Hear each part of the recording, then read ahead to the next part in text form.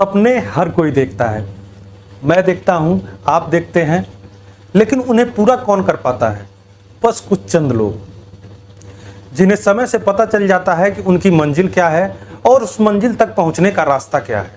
और ढेर सारे लोग नहीं जान पाते हैं कि मंजिल कैसे चुने, रास्ता कैसे चुने। इसे चुनते चुनते ही उनकी उम्र बीत जाती है, जो उम्र होती है किसी भी सरकारी नौकरी में सिलेक्शन पाने की। तो हाय दोस्तों, मेरा नाम है सत्यम कुमार। मैं इस वीडियो में आपको बताऊंगा कि आप अपने सपने कैसे पूरा करेंगे, आप सरकारी जॉब कैसे पाएंगे, किन किन चीज़ों पे ध्यान रखकर आप सरकारी नौकरी जल्द से जल्द पा सकते हैं। तो इन सारी बातों की जानकारी लेने से पहले मैं आपको बताता हूं कि कौन कौन से ऐसे सरकारी विभाग हैं जो आपको सरकारी गवर्नमेंट जॉब देते हैं। तो सबसे पहला है एसएससी, स्टाफ सिलेक्शन कमीशन, जो पूरे भारत में विभिन्न विभागों में कर्मचारियों का सिलेक्शन करती है। दूसरा है रेलवेज, इंडियन रेलवे हर साल बहुत ही बड़ी संख्या में भर्ती लेकर आती है और इसके माध्यम से आप सरकारी नौकरी पा सकते हैं। दोस्तों तीसरा है बैंक, बैंक हर साल ढेर सारी नौकरियां लेके आती है, हजारों नौकरियां लेकर आती है। इसमें स्टाफ प्यून से लेकर फील्ड मैनेजर और भी अच्छे अच्छे पोस्ट के वैकेंसी आती हैं, जिसको आप अपने इच्छानुसार चुनकर अपनी तैयारी करके अच्छा खासा वेतन कमा सकते हैं और अपने सपनों को पूरा कर सकते हैं। चौथा है दोस्तों इंडियन आर्मी, नेवी, एयरफोर्स, इसमें भी आप अपना करियर बना सकते हैं। इसमें भी आपको अच्छी सैलरी मिलती है, लेकिन इसके लिए आपको फिजिकल पर भी बहुत ज़्यादा ध्यान देना पड़ता है और इसमें जाकर आप अपने देश सेवा, अगर आपको देश से प्यार है, सबको प्यार होता है, अगर आप देश के प्यार के साथ साथ देश सेवा भी करना चाहते हैं तो इन सारे विभागों में बहुत ही अच्छे पोस्ट हैं जो हाई स्कूल से लेकर ग्रेजुएट लेवल तक हैं। आप बीटेक एमटेक जो भी किए हैं उससे संबंधित भी भर्तियां इस विभाग में निकलती हैं। इसके आगे आते हैं तो मिलता है पैरामिलिट्री फोर्सेज। पैरामिलिट्री फोर्सेज में भी बहुत से लोग अपना करियर बना रहे हैं।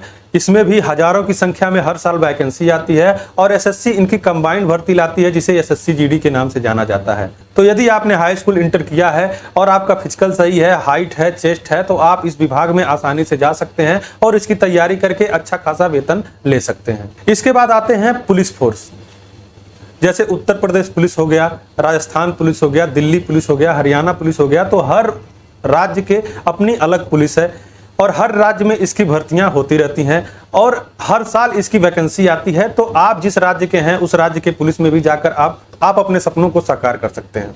तो दोस्तों ये हो गई गवर्नमेंट संस्थाएं जो आपको सरकारी नौकरियां प्रदान करती हैं। इतना जानने के बाद अब आवश्यकता क्या है, आप कैसे अपने करियर को चुनेंगे, इस पे चर्चा करते हैं।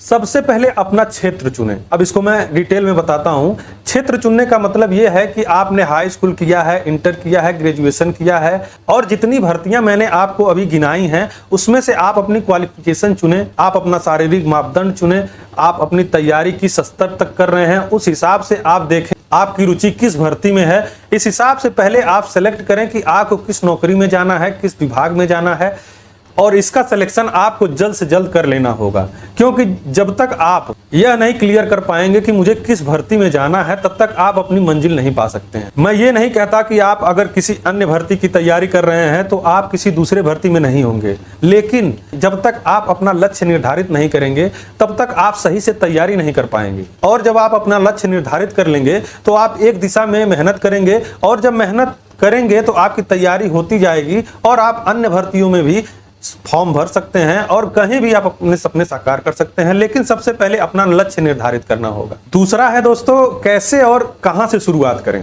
तो जैसे ही आपका लक्ष्य क्लियर हो जाएगा कि जैसे मुझे यूपीएससी क्लियर करना है, एसएससी क्लियर करना है, रेलवेज में जाना है, बैंक में जाना है, फोर्स में जाना है, पैरामिलिट्री फोर्स में जाना है, तो आप उसके सिलेबस को सबसे पहले देखें, उसके प्रोसेस को पहले देखें कि कब वैकेंसी आती है, कितने लोग इसमें बैठते हैं, इसके मापदंड क्या हैं, क्या क्या इसमें क्वालिफिकेशन मांगता है, क्या क्या इसमें शारीरिक मापदंड होता है, कितने प्रोसेस के बाद ये भर्ती क्लियर होती है। ये सारी जानकारियां आपको किसी न किसी वेबसाइट पे मिल जाएगी। अगर नहीं पता है तो आप सरकारी रिजल्ट या फिर फ्री जॉब अलर्ट जैसी तमाम साइट्स हैं उस पे जाके आप ये देख लें कि उसका प्रोसेस क्या है, सिलेक्शन कैसे होता है। उसके बाद तीसरा नंबर है अधिसूचनाओं पे विशेष ध्यान दें। मतलब वैकेंसी कब आ रहा है, ये सब चीजें आपको रोजगार समाचार पत्र, पेपर्स में कोई भी अगर बोर्ड, कोई भी संस्था भर्ती निकालती है तो उसका अच्छे तरीके से विज्ञापन करती है, पेपरों में करती है, न्यूज में करती है। तो आपको इन सभी चीज़ों पे हमेशा ध्यान रखना होगा कि आपने जिस भर्ती को चुना है उसकी वैकेंसी कब आ रही है। उसके साथ साथ अन्य भर्तियां भी देखते रहिए कि आप मापदंडों को पूरा करते हैं, तो उसका नोटिफिकेशन आए तो उसका फॉर्म आप डालें, क्योंकि अगर आपको पता ही नहीं रहेगा तो आप फॉर्म कैसे फिलअप करेंगे। चौथा नंबर है दोस्तों, आवेदन फॉर्म ध्यान से भरें।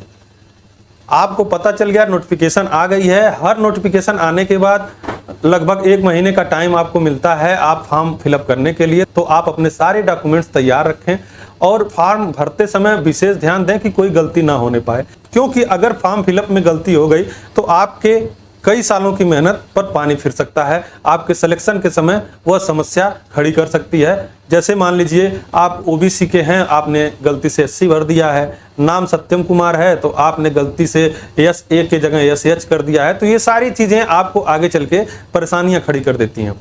तो यह ध्यान रखें फॉर्म भरते समय कि कोई भी मिस्टेक ना होने पाए। तो दोस्तों आशा करता हूं कि आज की यह वीडियो आपको पसंद आई होगी। अगर पसंद आई हो तो लाइक करें, शेयर करें, कमेंट करें, और अभी तक चैनल को सब्सक्राइब नहीं किया है तो चैनल को जरूर सब्सक्राइब कर लें। मिलते हैं नेक्स्ट वीडियो में। जय हिंद, जय भारत।